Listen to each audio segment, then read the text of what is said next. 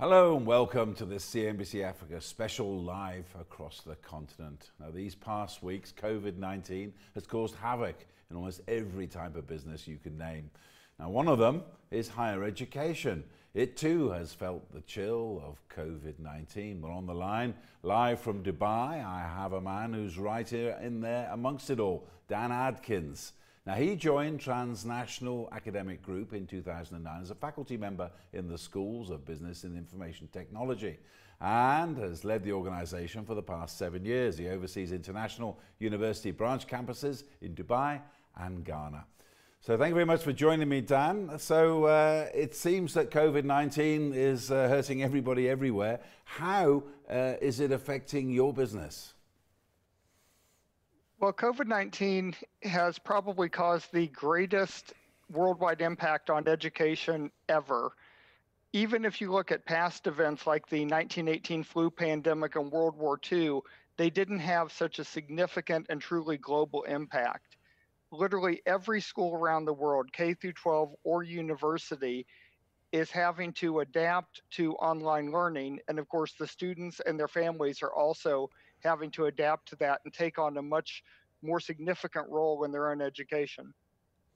And let's just begin a little bit of size and scale of exactly your operation and what you do before we ask how. I mean, how many students do you have at the moment? So at our campus in Dubai, where we've been operating with Curtin University for the past 3 years, we have about 350 students. And at our campus in Ghana with Lancaster University, we've got just over 500 students. And how are they all having to adapt in the world of COVID-19? It's presenting a lot of challenges for the students. They are used to face-to-face education, and now they are having to participate in their classes on an online platform. And they're really having to take a lot more responsibility for their own education. When they're sitting in a classroom, it's very easy for the teacher or lecturer to monitor what they're doing and make sure that they're paying attention and call on them if they're not. On an online platform, the lecturer can't see every student all the time. So the students really have to be responsible for their own focus and making sure that they're actually engaging with the material. And the students themselves as well. I mean, it must be a huge mind change for them. I mean, students in higher education are supposed to be self-reliant, but how are they having to change? You exactly hit on the point. They're supposed to be self-reliant, and this is really forcing them to step up and take on that role. Instead of sitting and observing the class and counting on the teacher to provide all of the knowledge, they're having to do pre-readings on their own, participate in the classes, and be prepared for questions at the end of the class on the final exam that are very different. Instead of being your normal MCQs and short answers where someone is demonstrating rote memory, because the exams are now take-home, they're having to adapt and be ready for questions that require them to apply their knowledge to more complicated cases. And everyone's talking at the moment about this new normal in every single industry. It's all going to be different after COVID-19. What does it look like in your business? Yeah, so in the field of education, the new normal is going to look a lot like what we're going through now. Students are finding out that they can learn on their own, and from the surveys we've done of our students, a lot of them actually are very much enjoying it because it frees them up from having to travel to the university. As many of them have admitted, they do their classes in their pajamas instead of having to get dressed up. So they're finding a lot of benefit to that. Universities going forward are going to have to be prepared to offer different types of learning for different types of learners. Some students will still want the face-to-face classes. Some will feel more comfortable in a blended setup where they get possibly the lecture in an online format, but then are face-to-face for seminars and practicals. And then others will be happy doing completely online. And there will be an expectation that universities can meet all of those learners. I mean, well, a lot of people are doing courses online, even myself, I'm doing a couple. But in terms of educational institutions like yourself, what other alternatives are there apart from online and the system that you're building up now?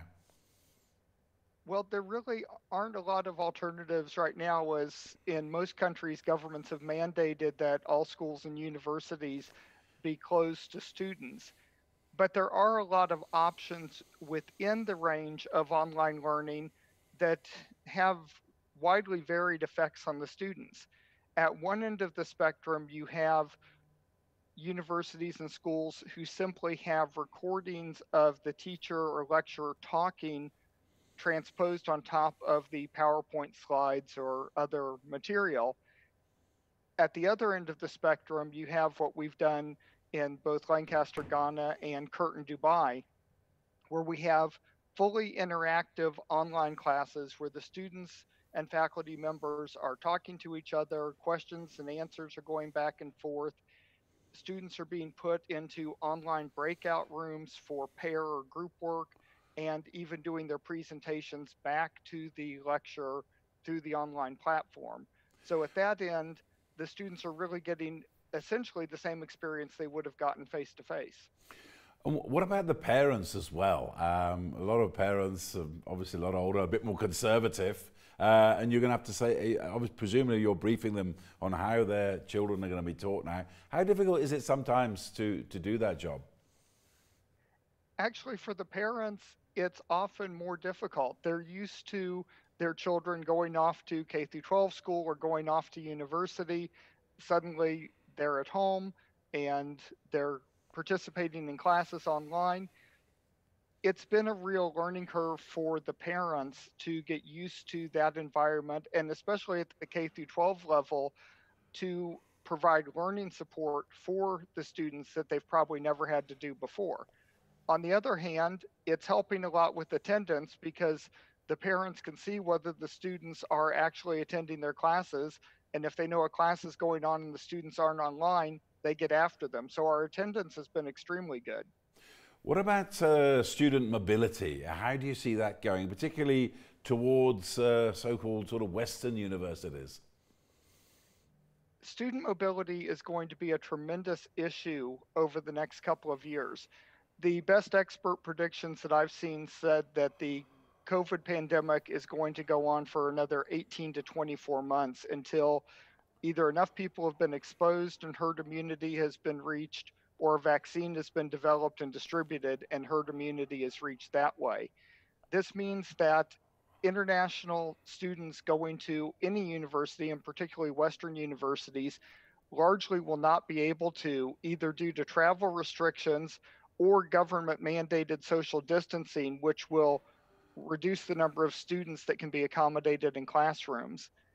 I think that we will be seeing universities taking a huge financial hit, with some universities going bankrupt or requiring government assistance, and the agencies that provide international students to universities facing extremely difficult times. And what about Africa? What opportunities? I mean, you're already in Ghana, but what other opportunities do you see in the African continent? Well, in the short term, I think that the opportunities are all going to be focused around things that are related to essential services and healthcare. One of the things that Transnational Academic Group is doing is partnering with Edinburgh Napier University to deliver fully online training programs to upskill both medical and non medical personnel into how to screen for and provide vaccines for COVID-19 when the vaccines are available. And in this way, help to set up the number of people who will need to be able to do that in order to meet the needs of the entire continent. And In the is long Africa, term, oh, sorry, I was saying, sorry, I is was Africa going to ready say, for online? Sorry, do carry on. yeah, so I think in some ways, yes, and in some ways, no. In the more densely populated cities, I think online education is working relatively well because most of the students do have high speed internet and are able to participate that way. But I believe that there are two real challenges. In some areas across the continent, there are problems with reliability of both electricity and high speed internet, which makes it extremely difficult for students to participate. And then I think from a regulatory standpoint, there are some challenges because the regulations were not written to accommodate online education and are going to need to be revised so that they not only allow but guarantee recognition of education that's gained through an online platform. And also, what regulatory changes do you think there are needed in the continent to help adjust to this new normal and also at the same time keep up the standard of education? Yeah, I think that's an extremely important question.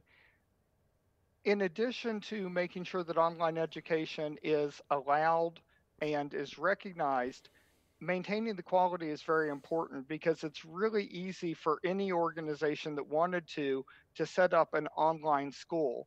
And without proper oversight from regulatory authorities, the quality of that education is questionable at best.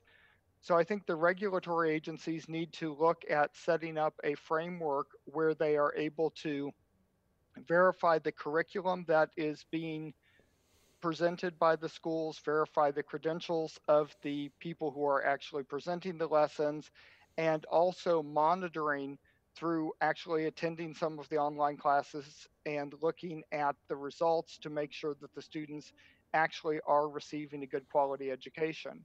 Another key challenge is going to be making sure that we have enough faculty members in order to present all of the online classes that are needed. And I think a key area for regulators to look at would be making it easier for people who already have a bachelor's degree to upskill and get a credential so that they are able to teach in an online classroom.